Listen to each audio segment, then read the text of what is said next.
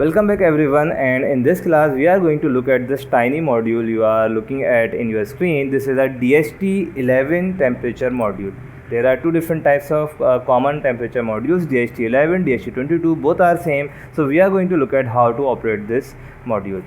It gives you temperature and humidity around it. So there are a lot of different types of security and automation projects where we use this module. So let's see how it operates. But before that, before we continue, let me give you something else. There are literally thousands of different types of modules and sheets available of Arduino on internet, and you cannot get all the tutorials like this, like connect this wire here, write this word, write this syntax. No, you should learn how to operate these sensors on your own, and I'm going to teach you that. And the simple answer is that how you can operate that, you can simply Google and you will get the answer, very simple answer, and you will surely get your very simple answer of how to operate any module with Arduino. Now why I am telling you that, before you start any project in real life, you might have to use different types of new modules that you might not have seen in this course, that you will not maybe find a tutorial of that module on any platform. So you should learn how to study on internet. Right now we are using this DHT temperature module, and the method of operating it same. There are three pins. One is data, VCC ground. You can connect data with any digital pin. Then you can install the library. There is a library of DHT22 to be exact, and there is a simple example code that you can see, and you can use that code to get the readings. Now I just gave you the summary of this class, but how I'm going to do that, I'm going to search on internet first. So let's open our Google Chrome browser. Let me open my browser.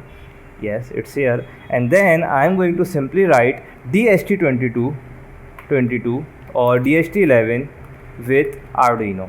Just like that, I'm going to open a website, and there is a official Arduino website, create.arduino.cc. so you can open this website, you will get the answer. So let's open this website. Hopefully you can see my screen.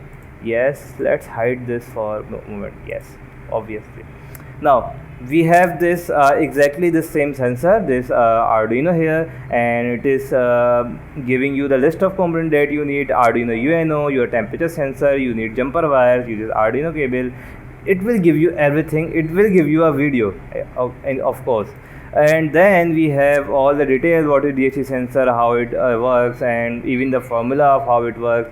And let's go ahead, and we have this right here is the circuit diagram. Now this circuit diagram represents how you can connect this blue sensor directly with Arduino, but we are not going to use this blue sensor directly. We have a module. So let's look at the another circuit diagram where, yes, this one right here, this diagram right here is for us, and it shows you how to connect your sensor module. We should connect the center one, the V wire, to 5 volt, then the ground to the ground, and the signal to pin number 2. So it's exactly the same here. So I am going to connect with the signal to my pin number 2, then VCC ground to 5 volt and ground, and let's see how it works. Then we have our complete code here. Just like this, we have complete code here. So I can copy this code.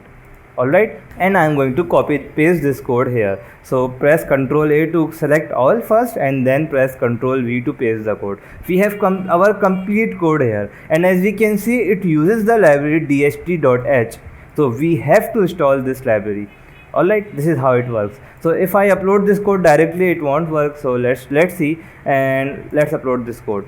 It is asking us where to save it. Yes, save it. And yes, there is an error, dht.h, no such file or directory. So that means we can't use this code before installing this, without installing this library. So let's go to Sketch, go to Include Library, click on Manage Libraries, and let's install the library. It's simple, we have seen that before. So yes, the window of Library Manager is here, and in Library Manager simply write DHT22, sorry, not 32. And this first one is DHT sensor library, Arduino library for DHT11, DHT22, and temperature humidity sensor. It's simple. Click on install, and the library will be installed. Yes, it's installed now. Let's close this. Now we can upload this code.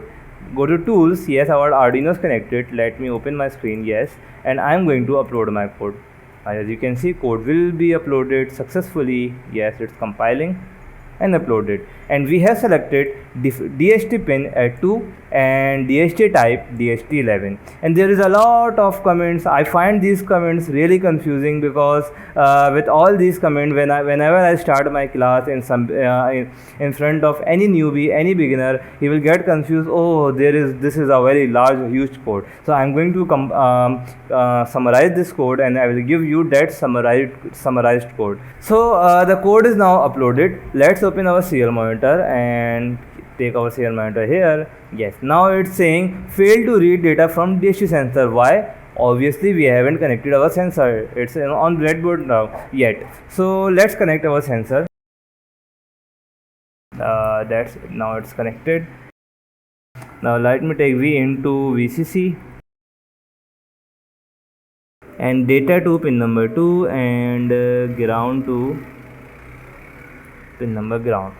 Yes, and as soon as connected my module just like this, now you can see we have our readings, and these readings say something like humidity is 74%, temperature is 33, and heat index even, and all these readings. So we have our temperature, it's right, currently it's 33 degree. You may be hearing some noise on my mic because I have fan right here, and yes, it's 33 degrees centigrade and 73. So these readings are almost correct, and you can check that if you have any lighter etc., you can place it in front of this sensor module carefully, or you can increase the temperature of surrounding and it will definitely increase the temperature. DHT11 is less accurate, DHT22 is more accurate. So this is how the temperature sensor simply work. And let me give you the summarized code. What I did in front of you. I just opened the Google, write some lines, DHT11 with Arduino, got this article,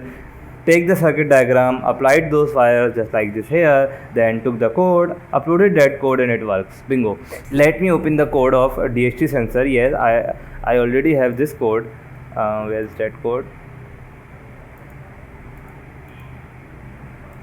Yes, just like this here. This is the summarized code. These are only the compulsory essential lines that you need to operate this module. The first one is include DHT.h, obviously the library. Then you should define the DHT pin and DHT type. Alright, or you can, what else you can do, you can simply write here DHT pin S7 and DHT type as DHT11. You can now remove these lines as well. Let's make it more summarized. Alright, so we have connected not 7, pin number 2, sorry.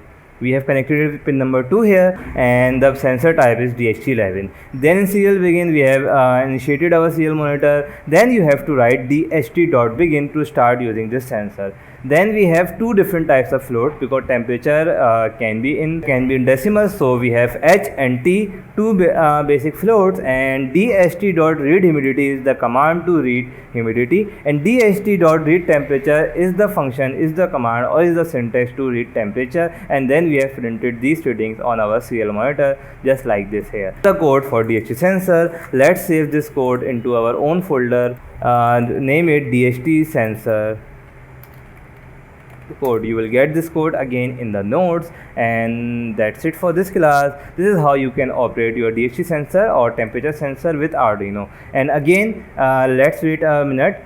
We have seen that how we can apply conditions. So let's say you want to open a motor, open a fan when the temperature gets increased to when the temperature crosses 30 degree. So what you can do, you can write if T is greater than 30, then do this. You will write something high. Else if T is, you should turn the fan off as well. So if T is less than 30, then you will write something low, and so on. This is how you can write condition. Just a revision. So that's it for this class. I will see you in the next one.